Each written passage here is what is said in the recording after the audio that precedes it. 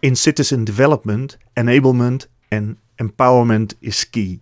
So one of the fun things to do is make sure that you allow a no-coder to do extra things, like integrating a chat solution, for instance.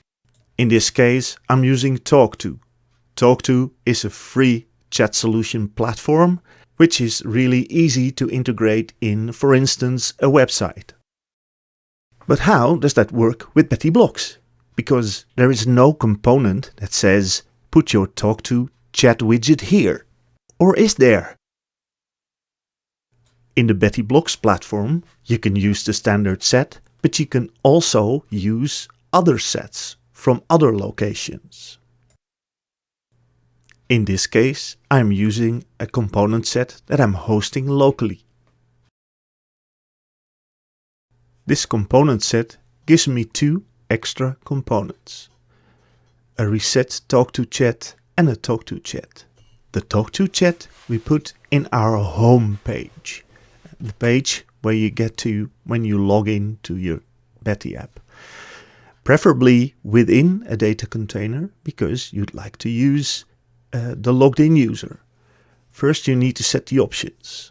You get the Tawk.to property widget, property ID, which you can retrieve from the direct chat link in Tawk.to.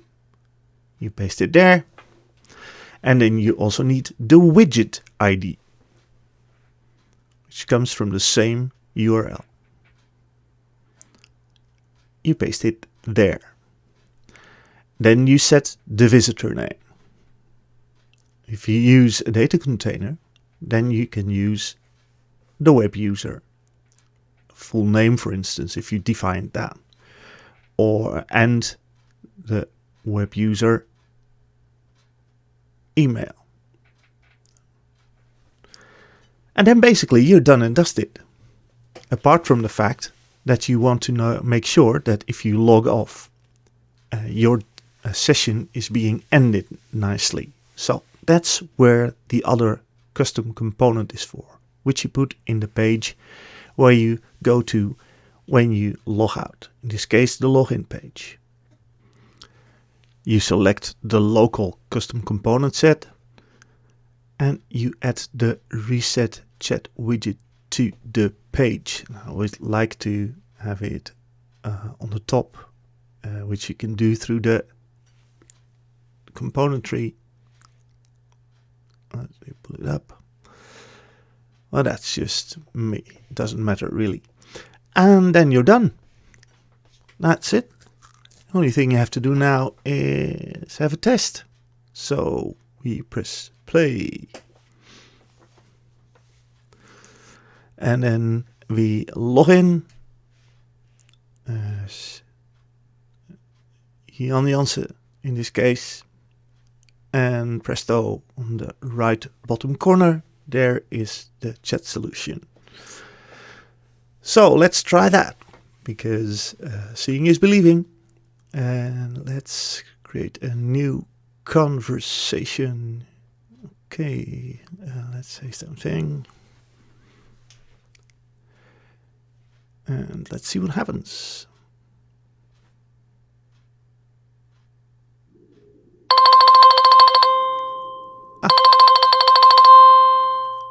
The chat says that there's something coming in. Jan Jansen is calling, and we join the conversation. And then the operator types something back. He knows who it is, so he says, "Hi Jan, what can I help you with?" And see what happens.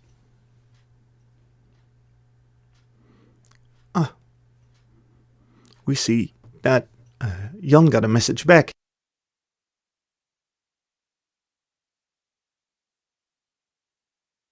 So let's log out.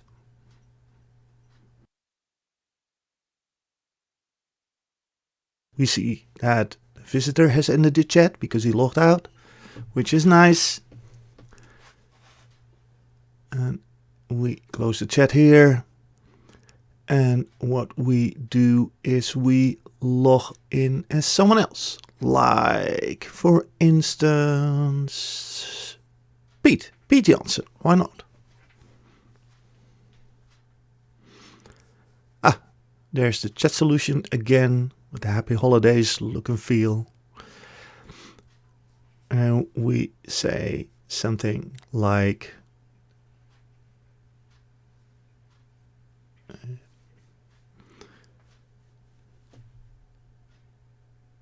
oops, I seem to have done something wrong, says Pete.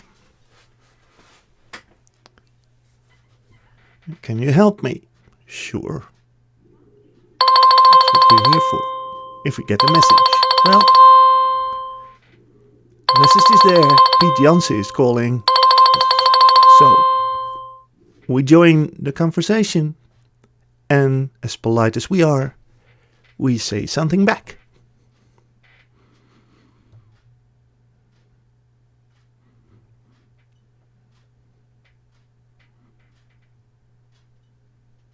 We're here to help.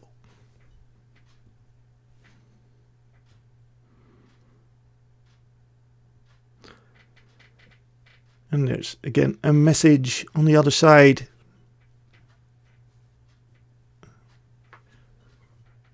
So Pete logs out again. And the session will be ended at the Tawk.to site.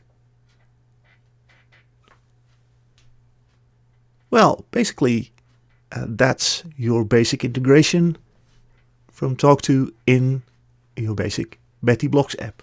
So this was my first test in widget integration in the Betty Blocks platform using custom components.